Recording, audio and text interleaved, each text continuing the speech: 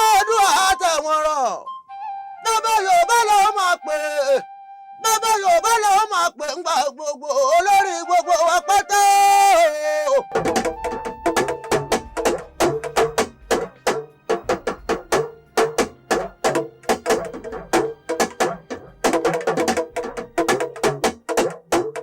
Oodua móhùnmáwòrán gbangba làṣàǹtà.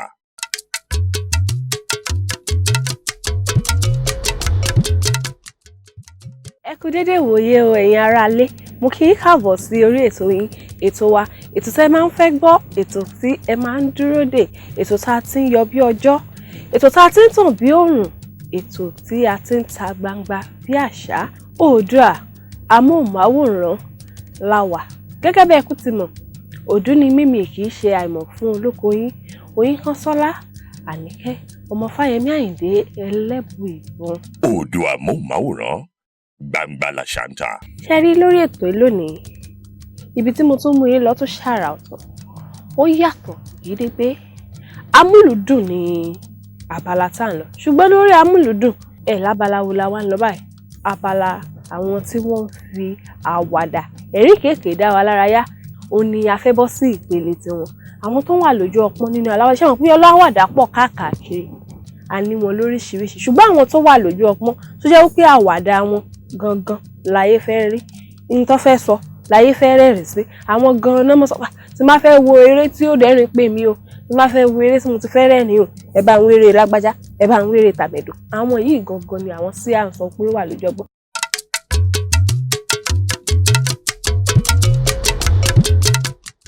Tálẹ́ ni àkọ́kọ́ tí nǹkan máa sọ, Sanyẹ̀rì ni ẹni àkọ́kọ́ tí màá kọ́kọ́ máa dárúkọ, Ọláníyì Àfọ̀njá.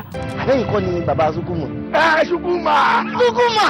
Oríṣiríṣi orúkọ ni ọ̀pọ̀lọpọ̀ mọ̀ sí, àwọn kà pè ní ọ̀pá kan, ẹran tó kù ní ọ̀pá kan. Ohun kan náà ni Ọ̀nkú Ṣẹ̀gẹ́. Oríṣiríṣi àrà ló ti fi ọ̀nà àwàdà ló ti fi dá àfẹ̀rín tú pẹ́rẹ́pẹ́rẹ́ ìrírí kalẹ̀. Ẹ ṣe àfà. Àwọn ni ẹjọ́ dùn ní kọ́ ó ní lórí pánù. Kẹ́ fi gire bọ́ọ̀lẹ̀. Ló sì ní ẹni.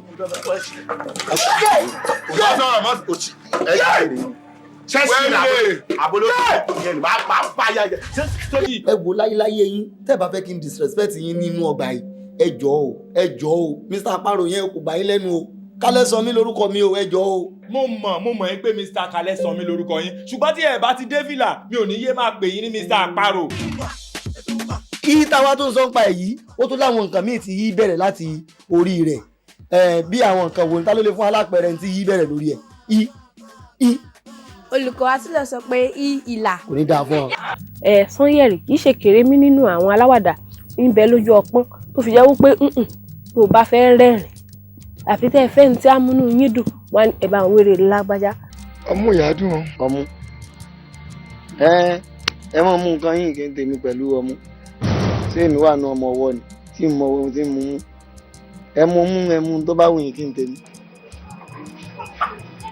Mo ẹgbẹ́ tí aṣọ wa jọ dọ́gba ni.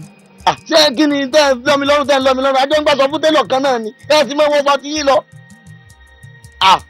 Ohun tí mò ń béèrè ni pé ibo ló ti rí lé, ibo ní ilé díẹ̀, ta nìyá àbíyè.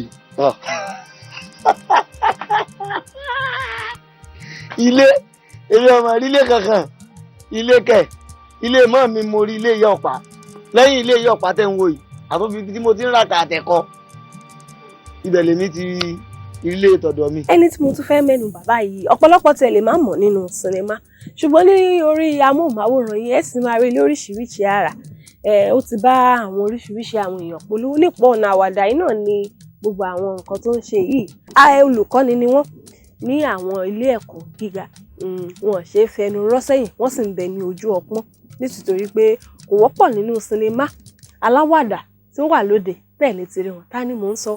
Simply Saka Afeez Oyetoro. Ọbalẹ́gbà Ọlọ́run bá ń fọnú kẹ́ ọ ọ̀rá àbáńsàlẹ̀ ẹni lọ. Yóò ló ti fọnú káyìn. Èmi ẹ parọ́ tó bí ọdún kan báyìí.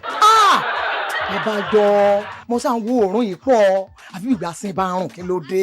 Ọjọ́ wo lẹ́yìn ti wẹ̀ báyìí? ìpàkọ́ mo ọ̀pẹ́ wà nílé o. tẹ bá jáde ní ìsìn kò sí wàhálà ẹnu kí kankan rọra gé apá kan àti ẹsẹ̀ kan ni. ṣùgbọ́n tí ẹ bá jáde tí mo wọlé fúnra mi apá kan ẹsẹ̀ kan erí kan ẹnu kan ojú kan imú kan gbogbo ẹ̀ kan ni.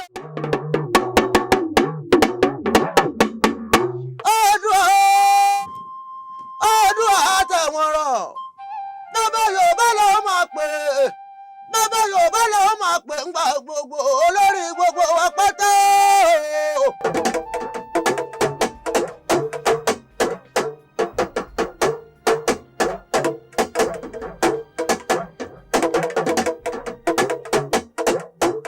Oodua móhùnmáwòrán Gbangba Làṣántà.